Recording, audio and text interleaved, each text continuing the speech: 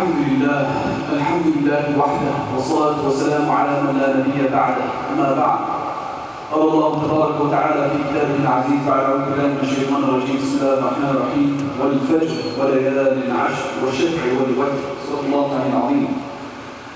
وقال النبي صلى الله عليه وسلم ينزل الله تبارك وتعالى إلى سماء الدنيا يوم عرفة فيباهي منه الملائكة ويقول أشهدكم أني قد غفرت لكم أني قد غفرت لعبادي جاءوني شعثا غبرا أو كما قال عليه الصلاة والسلام. My dear respected brothers and sisters in Islam, alhamdulillah, we are in a cluster of days that is an opportunity for us to relieve ourselves and our backs from the fire of Jahannam. These are none other than the glorious days of Dhul Hijjah. Allah subhanahu wa ta'ala, besides taking an oath by them in Surah Al-Fajr, takes an oath by them. وَالْفَجْرِ وَلَيَالٍ عَشْرٍ, and the 10 nights. The nights that are the best throughout the whole year, according to the Prophet ﷺ, are the last nights of Ramadan. But the days that are being referred to in this ayah, according to Abdullah ibn Abbas, the chief of all Mufassirin, all those who explain the Quran, he explains this verse by saying, these are the first 10 days of Dhul Hijjah being spoken about here. Allah is taking an oath by them. If Allah takes an oath by something, it's about to be something major that happens on those days. It's about to be something that really goes down. What goes down?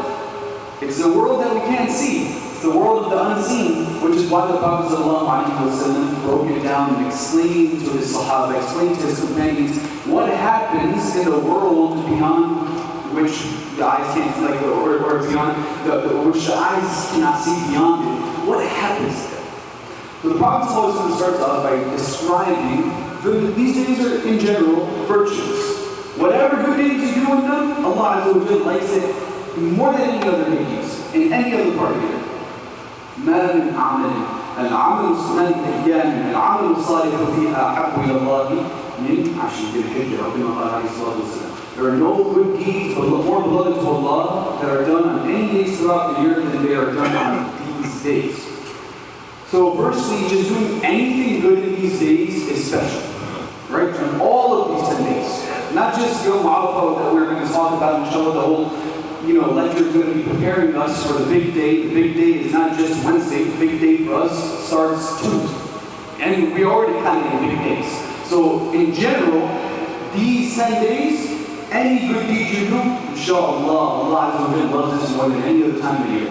So if you could fast, if you do extra charity, if you could do your additional prayers, already additional to the 5 that you're doing, inshallah, all of these things are more appreciated by Allah subhanahu wa ta'ala. What I do want to emphasize is the same thing that I emphasize in Ramadan. These special times that Allah subhanahu wa ta'ala creates throughout the year, He does so because He's just merciful. He knows we loathe ourselves in sin. We immerse ourselves and we shower ourselves in sin all the time. So He always, Azza wa Jalla, is looking for an excuse to forgive us. Right? These time slots throughout the year that He's appointed that I love good deeds in these days, it's just Allah saying that, like, my servants, I know y'all messed up, come back to me. Come back to me. I know Ramadan you tried and then you messed up right after Ramadan, but I'm going to give you another little thing. Come try getting closer to me in these days. That's what Allah Azza wa Jalla is doing. That's what the Prophet ﷺ is exhorting us to do with a hadith like this. And then, the time in and of itself. Why is it called Arafah? Arafah means to recognize, right? The scholars say there's a couple of reasons. I'm going to give you 2 simple reasons so you can remember. One of the reasons why it's called Arafah, to recognize, is because people on this day are recognizing Allah subhanahu wa ta'ala sometimes for the first time. And you know Allah is there, you know He's your Lord, you know He's your everything. But those who judge, when they are out on the plains of Arafat and they're praying to Allah at that time, the recognition one gets to Allah subhanahu wa ta'ala, I haven't yet went for Hajj, I don't know what that's like, but it's supposed to be different. It's supposed to be one of the closest, most intimate moments you have with Allah subhanahu wa ta'ala are on that plain, on that field of Arafat. So when that happens, Allah Azza wa Jalla becomes extremely happy, and His happiness doesn't extend to the people who are out on the mountain praising. His happiness, because of those people, He's talking primarily about those people who are on Arafat right now. When He talks, The Prophet says, Yanzilullah. First he comes down to the sky. What that means, we don't know. Because Allah Azza wa Jalla is beyond physical limitations. That's our aqidah about Him. We don't believe that Allah subhanahu wa ta'ala is confined to anything that He made. Right? So when He says, Yanzilullah wa ta'ala, the Prophet says, Allah comes down to the sky, Allah comes close to us. We don't try to interpret it in any language that we understand. We just say we believe whatever that means. That just means Allah Azza wa Jalla is now giving us that special attention. Now when you get that special attention from Allah subhanahu wa ta'ala, what is He now doing? He looks at all those people in Arafat, and then He says to all of His angels, "Oh my angels, malaikati, come. Oh my angels, come. Look at my servants." And He boasts about the people in Arafat. Allah says, "Look at my servants. Ja'uni, they came to me. They came to me. How did they come to me? Shu'aratan. Look, they have ihram, they don't care about beautifying themselves. Ghubran, look, they have all dust all over them. They're not in a good condition. Right? Like they came to me disheveled, completely disoriented, and here they are in my court. What do they want from me? They're just begging me for my forgiveness. Oh my angels, I make all of you a witness that I forgive all of them." And this is what happens on that day. Now, Umar radiallahu anhu shares with us something very profound about Arafah. Umar radiallahu anhu, in his reign of caliphate, was approached by a Jewish person who asked him, "O Amir al-Mu'mineen, there is a verse in your book, إِنَّكُمْ لَتَقْرَؤُونَ آيَةً لَوْ نَزَلَتْ عَلَيْنَا لَاتَّخَذْنَا ذَلِكَ الْيَوْمَ عِيدًا."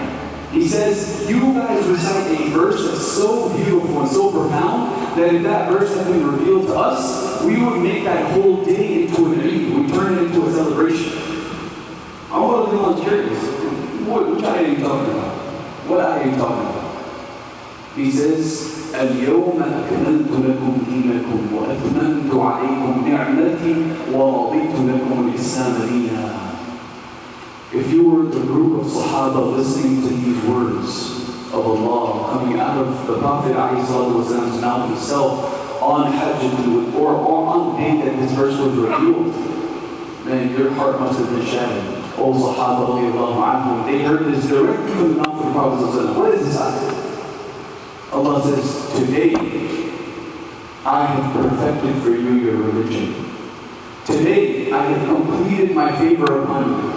And today I have selected for you from here on out till the eternity unfolds, the day of judgment is announced.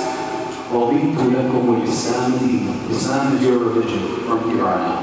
I'm happy with this religion for you. So this ayah was revealed, and the Jews heard this in Medina. They were like, man, if we had an ayah like that revealed to us, we'd make that whole day into a celebration. All of the Allah said, dude, it is a celebration. I know when this ayah was revealed. I know exactly where the Prophet ﷺ was. He was on the plains of Arafat, and it was on the day of Jumu'ah when this ayah was revealed. On the day of Arafat, we celebrate. How do we celebrate it? We fast. The Prophet ﷺ said, what did he say to Ashura? The day Musa was saved and all the good things happened.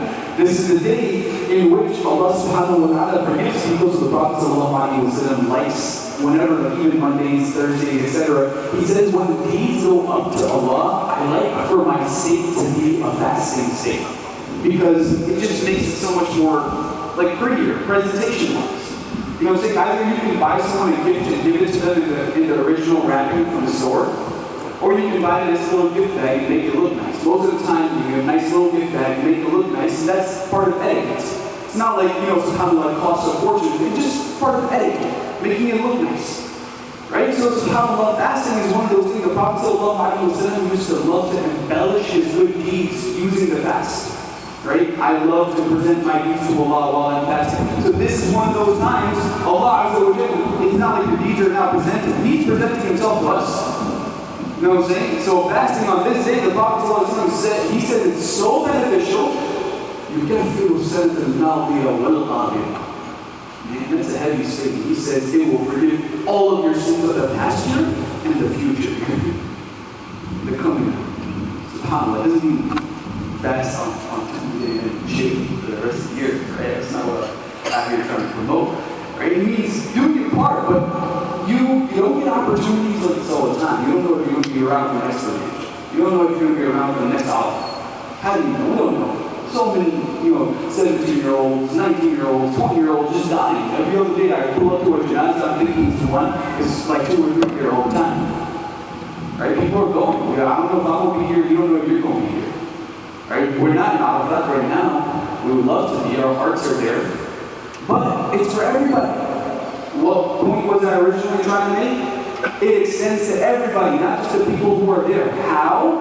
The Prophet ﷺ, it's a beautiful hadith. It's reported by Abbas bin Abbas, not a well-known sahabi. This hadith is reported in Ahmad, by Imam Ahmad bin Hanbal in his Muslim, and also in the Sunan al-Bayhaqi. Why am I telling you? Because you may not have heard this hadith before. So, Abbas says that one day the Prophet ﷺ, on the day of Arafah, دعا لأمته بالمغفرة عشية عرفة.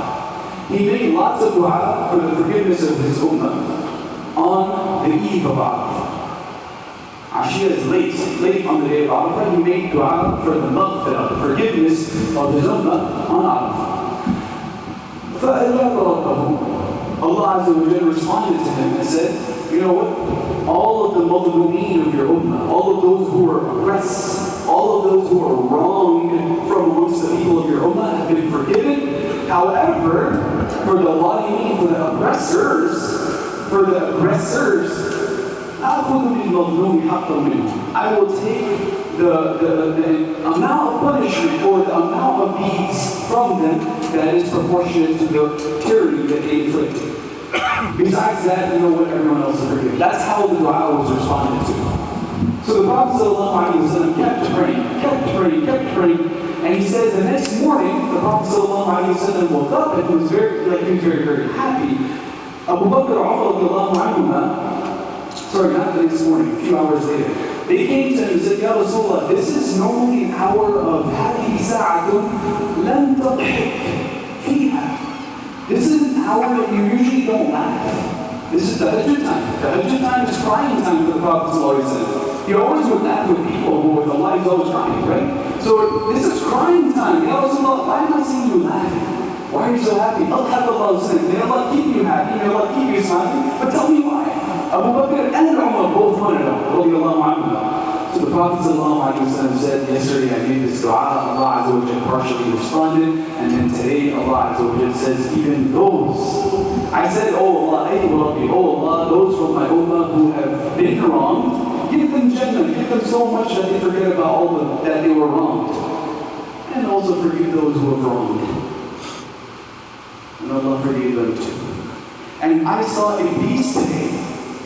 He was defeated. As soon as Allah gave me this news that even those who have wronged are going to be forgiven, I saw a beast gathering all the dirt he could get from the ground and putting it on his head and saying, man, I don't know. And he actually says, the Prophet ﷺ in a very specific hadith, ما رؤي الشيطان يوما فيه هو أصغر ولا أدحر ولا أحقر ولا أغير منه في يوم عرفة لما رأى من تنزل رحمة الله وتجاوزه عن العباد عن ذنوب العظام. He says Shaitan was never seen. I'll translate each word. He says أحقر, more belittled, أدحر, more cast away, أصغر, more belittled, أغير, more salty and angry. I've never seen the Prophet something. I've never seen Shaitan in this state except for on the day of Arafah. He's like this. I've only seen him like this one other time, says the Prophet. He said, إِلَّا فِي يَوْمِ بَدْرٍ. I've only seen him right down the battle of Badr. Why? Because he saw Jibreel alayhi salam coming down and he was, basically destroying all the shayateen who were, fighting against the Muslims. So he got really scared at that point and he ran away. The only one time he's ever seen in this state, it happens annually, one time on this day. He didn't even say it happens on the day. Like if you think about it logically, maybe he might be even happier the day he gets out on Eid al-Fitr, right? Because that time he's actually locked up. These days of the picture, he's not locked up. Which is why it's extremely important for us to understand that look, it's easier for us to commit sin now than it is in Ramadan. And just like good deeds are multiplied, sins are also multiplied too. No, it's not like, special times only for good things. The biggest favor you to do yourself, even if you're not fasting, you're not charity, all that, just don't do sins. Try not to do sins, especially in these 10 days. It's just far too much going on with spirituality and Allah's mercy for sins to get caught up in the mix. Right? Like everything about this time yells, screams, shrieks, forgiveness, forgiveness, forgiveness. Doing anything anti that would literally be, we'll be dishonoring ourselves, and we'd be responsible for that. So it's extremely essential for us to understand that as long as we're not doing anything bad, inshallah, let's try to do a little bit more good, but avoiding bad is a lot more important. Nevertheless, the shaitan is seen very, very defeated on this day because he sees that Allah subhanahu wa ta'ala is just letting everyone go. Another hadith reported by Aisha about this day, she says that there is no day on which Allah sets more souls free from Jahannam. Allah is like literally looking at all the residents of hell, inmates of hell. He's saying, oh, you go. Forgiveness, maghfirah, rahmah. That's what that is. Of course, shaitan's like, bro, what's going on? You know what I'm saying? So you don't like that. That's what the Prophet is saying. He's seen very, very belittled and disgraced on that day. Take advantage of that. Take advantage of that and try to get closer to Allah subhanahu wa ta'ala. It extends to every person. Umar went to ask the Prophet sallallahu alayhi wa sallam, Ya Rasulullah, you said all these virtuous things about the Hijjah, right? And Arafah. Do they have that Is this for just us? Or is it for all believers? Right? The key question here of today's khutbah, Arafat, we're not in Arafat, we're not in Pesach. Okay? How beneficial is it for me to partake of Arafat and its bounty sitting here in Sunrise, Florida today? The Prophet told Umar bin Khattab, oh Umar, it is for you, but it's also it's for every single person who believes in me in the last day of the day. So the day that Allah will just forgive you, no matter how bad you are, no matter what you did in the past, this is the time to wipe yourself clean. Before Eid, don't just worry about getting a fresh cut. Cut off them sins. You know what I'm saying? Fresh cut, you can't even get no fresh cut right now. You're about to do what body, okay? You should not cut your nails and hair to the best of your ability, right? But what we're trying to do is freshly cut out those sins from our life. Cut it out from the root. Don't let it happen again, and tell yourself that Allah is giving me another chance. He gave me a chance at Ramadan. I did pretty good, but then I kind of fell back. But you know what? I'm going to start all over again. Because that's how Allah is. Allah is good once He rewrites everything. It's so beautiful.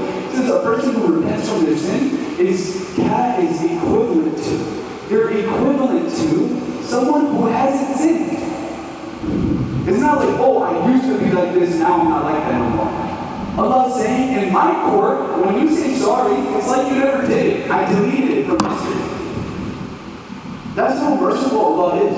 And this merciful Allah, we are here saying that I'm only going to pull up on Jumu'ah. I'm only going to pull up on a special day. This loving Allah subhanahu wa ta'ala, we run from Him every time one of His commandments gets a little too inconvenient. Man, He loves us. We gotta really start believing that we really need to start taking advantage of these opportunities. Can't just be like, okay, I'll do it next year. No, the Hijjah is going by fast. You haven't started fasting and doing the Hijjah, the extra prayers, charity, stopping your gossiping, stopping your lying, stopping your hurting other people. If you haven't done that, you still got time. Still got time. Right after this khutbah, you can start fresh. Start fresh. Tell yourself, like, man, I didn't mess up, but it's okay. I'm going to start fresh again. I'm going to be a better version of myself, starting from right after I leave this masjid. And guess what? Allah will start you all over again. Wallahi, I promise you. You'll see that from the pulpit. Allah will start you all over again, no matter what you did. If you feel like you hurt somebody, it's only one time you need to go say, that's the one step you need to take. Go say sorry to the person that you hurt. Besides that, between you and Allah, you sinned your whole life. Allah says one sorry and said, I wiped it all away. Say sorry. Say sorry to Allah. Turn back to Allah. Let go of your old ways. Let go of your old habits. Probably not just you guys, probably me too. You know what I'm saying? This is a very, very special time. Very, very intimate moments we're going to be having with our Maker right now. You You know what I'm saying? We're very, we could be very, very fortunate that even if we're not at his house, we're at one of his homes. You know what I'm saying? There's so many people out there who don't even have the blessing of being able to go to a masjid. You know what I'm saying? There's so many people out there who are stuck in so many life situations. Alhamdulillah, we're not. We're good. We're having a great time. We're living a good life. So we learn to say thank you, Allah subhanahu wa ta'ala, for not letting me be destroyed by my sins. Thank you, Allah, for having mercy on me and allowing me to make it this far into my life. Ya Allah, please take care of all the hiccups that are going on in my life and give me the ability to let go of my sins. Oh Allah, give me the ability to hate my sins. Because that's one thing that doesn't come from you. The effort comes from you and I. But hating the sin, not liking the bad action or the thing that offends Allah, that comes from Allah. When Allah sees enough of your own effort, then Allah Azza wa Jalla will make it natural. It's not natural in the beginning. Like initially you're going to be like, man, it would have been such an amazing conversation had I spoken about this person behind your back. Initially it's not going to feel fun. It's going to feel like it's the opposite of fun. Like it's more fun to talk about people than it is to just sit there. Right? Whereas Allah subhanahu wa ta'ala, when you tell him, oh Allah, I really intended to say this person's name from my mouth in front of this other person when they're not around, but oh Allah, for your sake, I'm not doing it. You know what that's going to do? Is that Allah is going to put in your heart a dislike for that sin.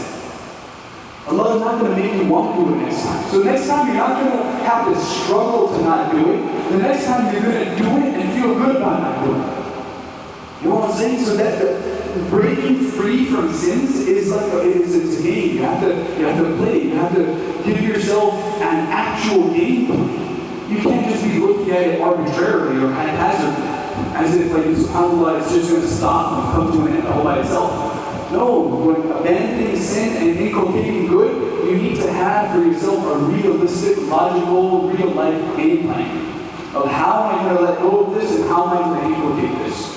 And when you do that, Allah Azza wa Jalla will take care of the logistics to make sure that you're seeing through and it's all accepted. May Allah subhanahu wa ta'ala give me and all of us the ability to make these days the most valuable 10 days of our life. May Allah subhanahu wa ta'ala give us the ability to value all that His Messenger sallallahu alayhi wa sallam valued.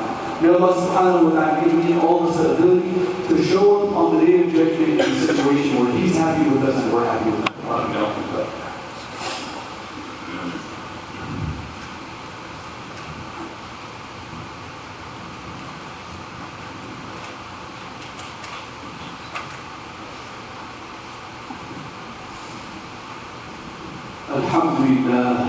الحمد لله نحمده ونستعينه ونستغفره ونؤمن به ونتوكل عليه ونعوذ بالله من شرور انفسنا ومن سيئات اعمالنا من يهديه الله فلا مضل له ومن يضلله فلا هادي له ونشهد ان لا اله الا الله وحده لا شريك له ونشهد ان سيدنا ومولانا محمدا عبده ورسوله ارسله بالحق بشيرا ونذيرا بين يدي الساعه من يطع الله ورسوله فقد رشد ومن يعصيهما فانه لا يضر الا نفسه ولا يضر الله شيئا.